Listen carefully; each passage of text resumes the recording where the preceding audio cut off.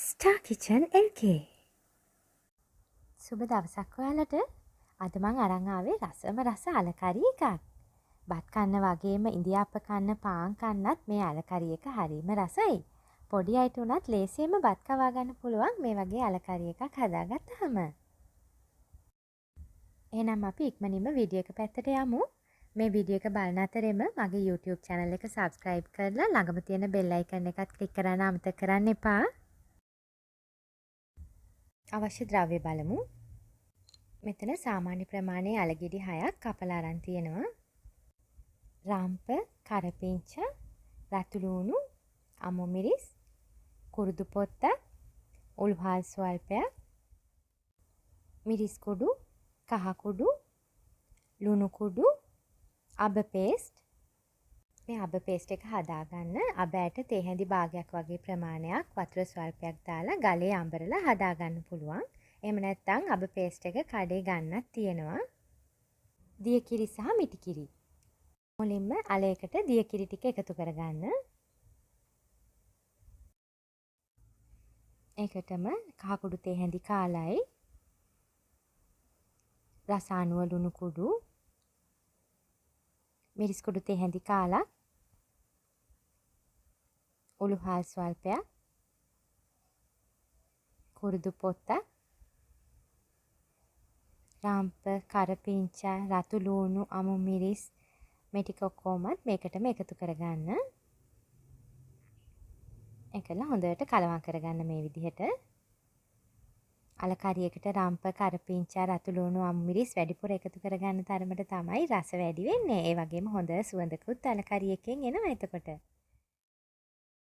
දැන් අපි සාමාන්‍ය ගින්දරේ කරි එක තියාගමු.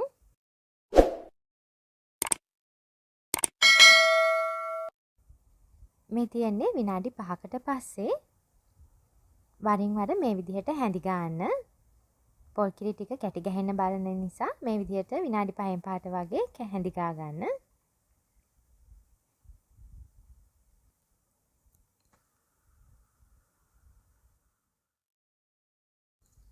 දැන් මේ තියෙන්නේ දිය කිරි එකතු කරලා විනාඩි 15කට පස්සේ දිය කිරි ටිකත් හින්දීගෙන එන්නේ. අර ටිකත් සාමාන්‍ය ප්‍රමාණයට තැම්බිලා තියෙන්නේ. අපි දැන් මේ වෙලාවේදී මිටි කිරි ටික මේකට එකතු කරගමු.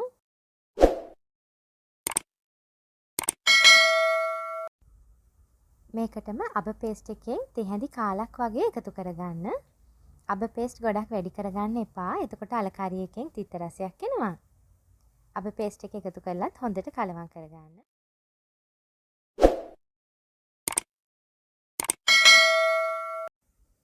දැන් මේ මිටි කිරි ටික එකතු කරලත් විනාඩි 15ක් ගිහින් තියෙන්නේ. අල ටික තැම්බීගෙන එන්නේ. අපි මේ වෙලාවේදී ලුණු රස, මිරිස් රස බලලා අඩුපාඩු තියෙනවා නම් අවශ්‍ය නම් එකතු කරගමු. ඔයාලට මේක මිරිස් නැතුවම උනත් හදාගන්න පුළුවන්. පොඩි අය එහෙම ඉන්නවා නම් කහ ටිකක් විතරක් දාලා හැදුවත් මේ අලකරි එක හරීම රසයි.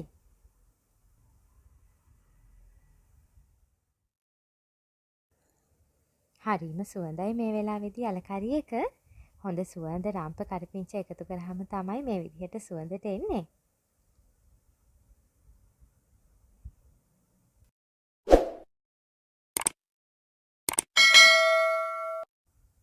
අපි දැන් ලිප ඔෆ් කරලා මේක පොඩ්ඩක් වෙලා නිමෙන්න තියාගමු.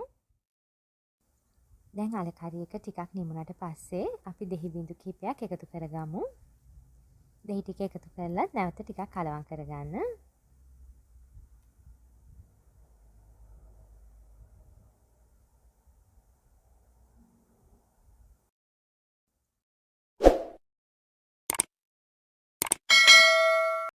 ඔයාලා දැක්කනේ අපි හරීම රසට අලකරි එකක් හදාගත්ත හැටි. එහෙනම් ඔයගොල්ලොත් මේ විදිහට අලකරි එක හදලා බලලා මට කමෙන්ට් එකක්, ලයික් එකක් දාන්න. ඒ වගේම මගේ YouTube channel එක subscribe කරලා ළඟම තියෙන bell icon එකත් click කරන්න.